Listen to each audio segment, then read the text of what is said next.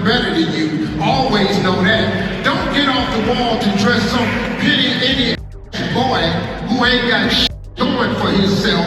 Now you done stopped your climb up on the wall so you can come down here and talk to his little punk. Don't do that, man. I stay away from it. Now, do I want to? Yes. Because I'm a human being and I'm hood. Now, I used to be a fighter and I still got hands. They slow, but if you get up on me real close, I can still knock your motherfuckers out. God damn, I look good. Eating you up. I'm talking about eating you.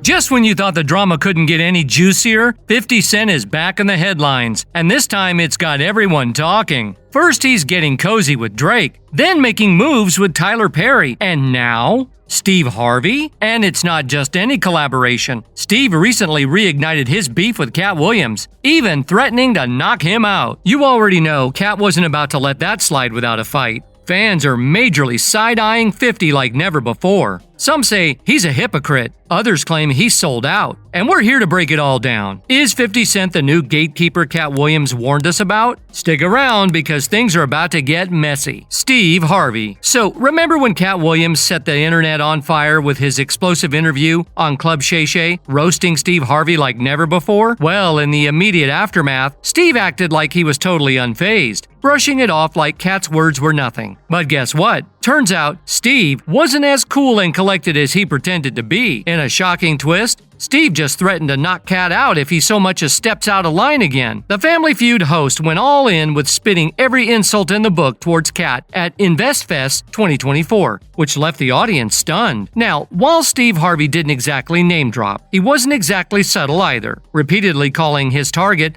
little and short. Gee, wonder who that could be. He kicked off his rant by justifying why he kept quiet after being publicly dismissed. And trust me, he did not hold back. He said, "'Cause lions don't turn around when small dogs are barking, and I don't." And then he continued. Hater who is, and you'll never have a hater that's doing better than you. Always know that. Don't get off the wall to dress some pity any boy who ain't got shit going for himself. Now you done stopped your climb up on the wall so you can come down here and talk to his little punk.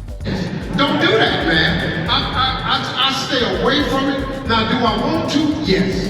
Because I'm a human being and I'm hood. Now, I used to be a fighter and I still got hands. They slow, but if you get up on me real close, I can still knock your motherfuckers out. Now, it just might be me, but it looks like Harvey had really been affected by Katt's expose, but he kept all of his anger in. You see, this is the same man who claimed that he was above addressing his haters. I wonder what happened to that spirit. For those who are out of the loop here, Steve Harvey actually reacted to Katt quite immediately when Katt dropped that blockbuster interview, but his stance was completely different at that time. In a January 7 X post, Harvey told the audience that one never needs to explain themselves to haters. He said, "No, you ain't gotta tell nobody nothing. All you gotta do is be it. You don't have to open your mouth. He prepares a table in the presence of mine enemies. He do it all the time. All my haters. I ain't gotta say nothing to them. They got TV. They can cut the TV on 7 days a week. All that hate, man, he's on there." But Steve didn't stop there. The former talk show host doubled down, claiming that the only reason he gets haters is because he's just that good at what he does. And if that wasn't enough, Steve took it a step further, suggesting that these so-called haters are actually sent by the devil himself, trying to block the path God has set for you towards greatness. Bold words, right? But here's the thing, fans are convinced Steve was taking not-so-subtle jabs at Katt Williams. God is about to do something, and the devil is throwing in opposition. He stated before addressing someone who is really attacking me right now, though he doesn't drop a name. "I got somebody really attacking me right now.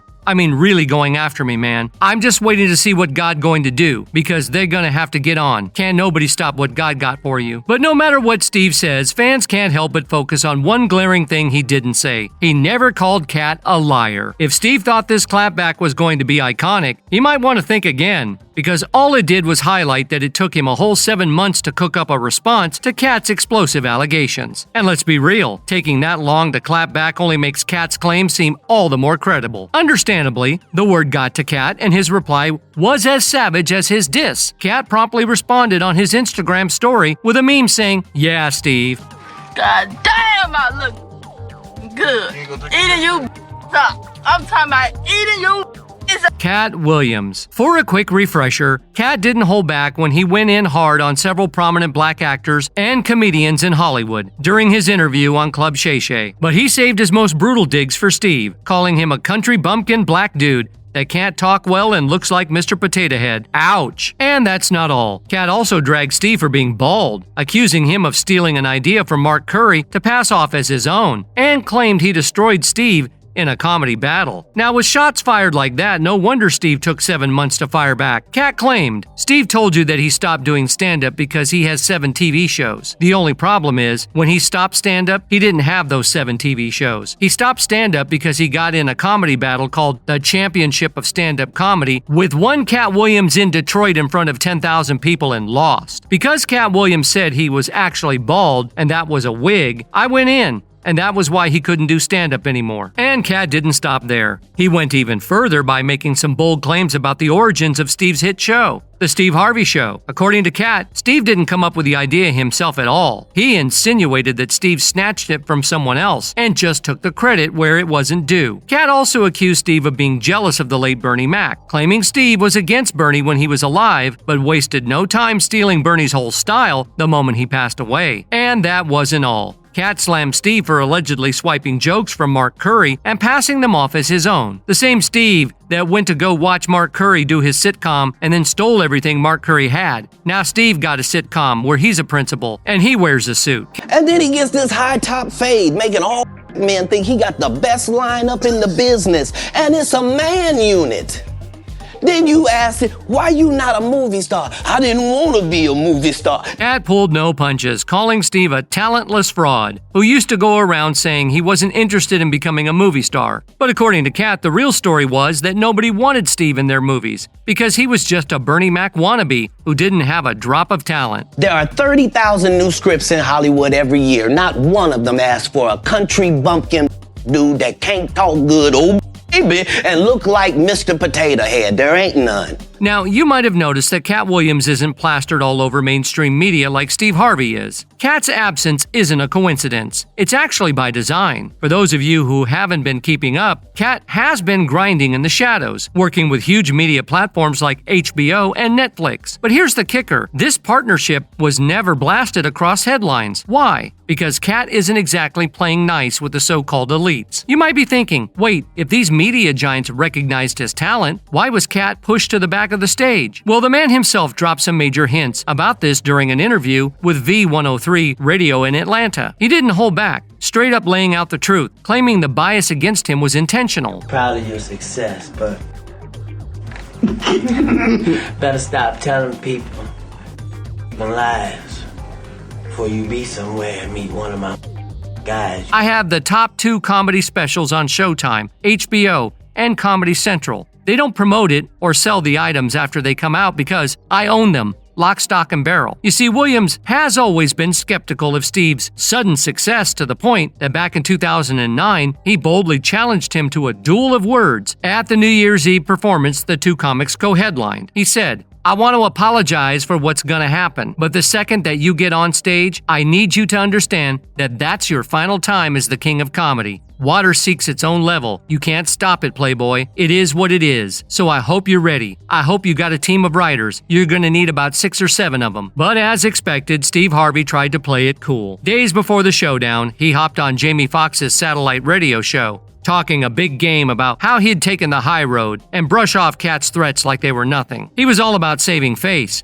claiming he wouldn't even entertain the drama. But we all know what that really was, a way to back out without looking weak. Now fast forward to the performance, and guess what? When the heat was on, Steve tucked his tail. He knew deep down he was no match for Katt's raw, unapologetic energy. Katt called him out for being a coward, not just in the game of comedy, but in the way he handled real talk. He said, please give it up for Steve Harvey. He's one of the best we've ever had, but he don't want no parts of this in no shape or form. I don't know why he came out here. With all this money y'all spent on these tickets and talked about a lady in the audience for 15 minutes, but won't talk about me the way I getting ready to talk about his maid. He think he the, cause he was the in 1968. I'm the this evening. But Steve played the wild card by claiming he didn't want to know who Katt was. In an interview with Fox, he said, I've always been cool with Katt. He said in an interview you that back in LA, I didn't know who he was. I mean, understand, I didn't know who he was when I was on the radio in LA. He hadn't been in any movies or anything, and the brother was just not that known. He was talking about me in the clubs, and I just asked on the radio, whoever Katt Williams is, to call me. He called me. We straightened it out. We became friends. We've been cool ever since, so I thought.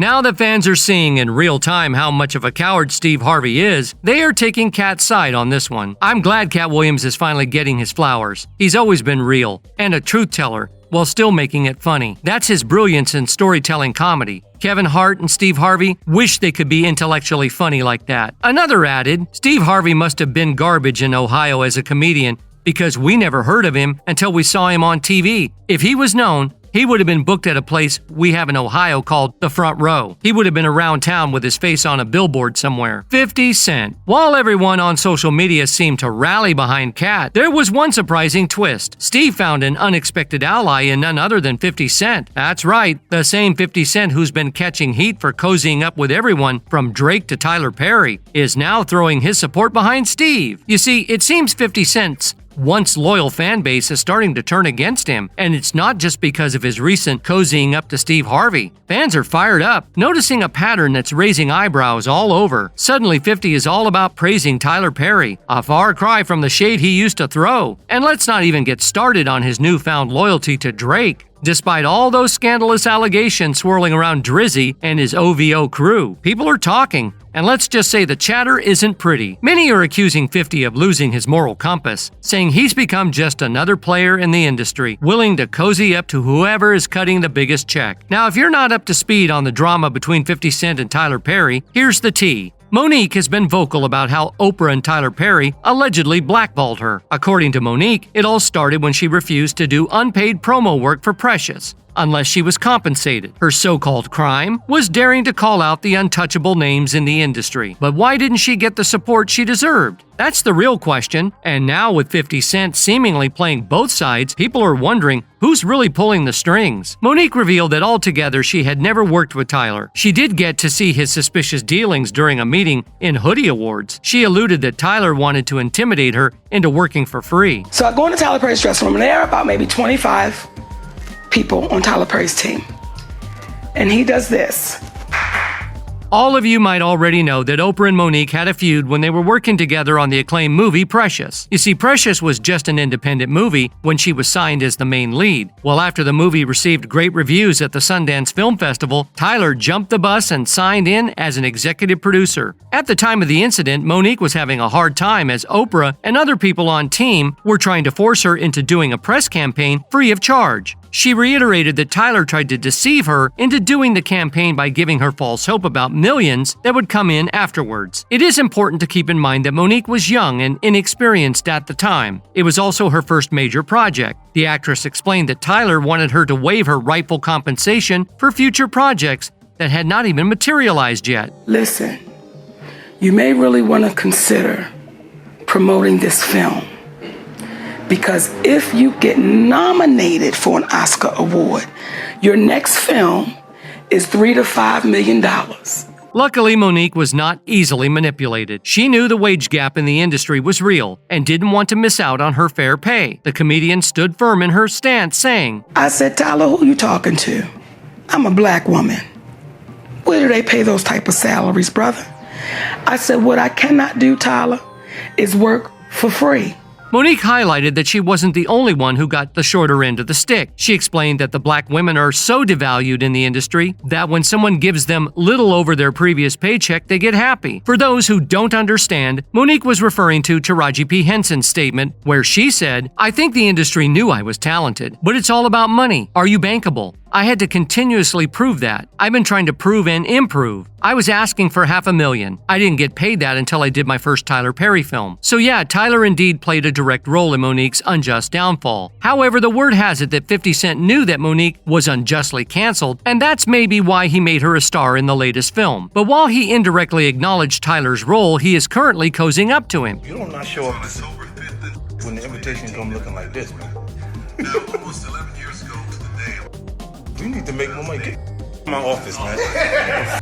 My office. We need more money. I'm coming to that.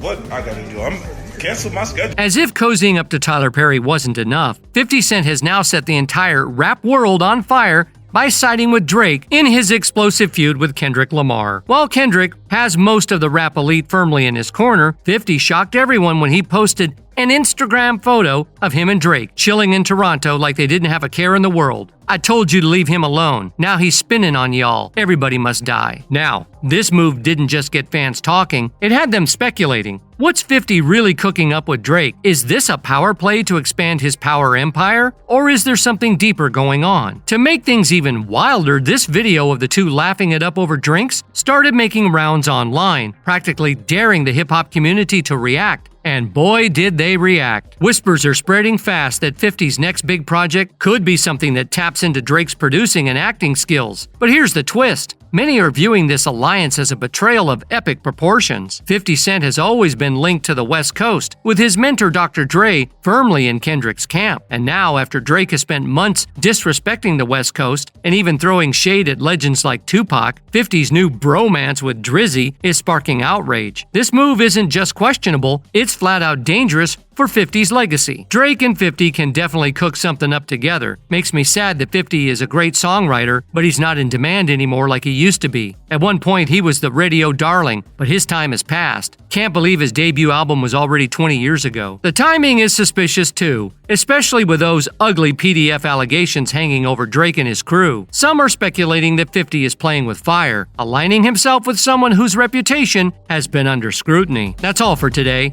If you like this video, be sure to like, subscribe, and tune in for more videos like this.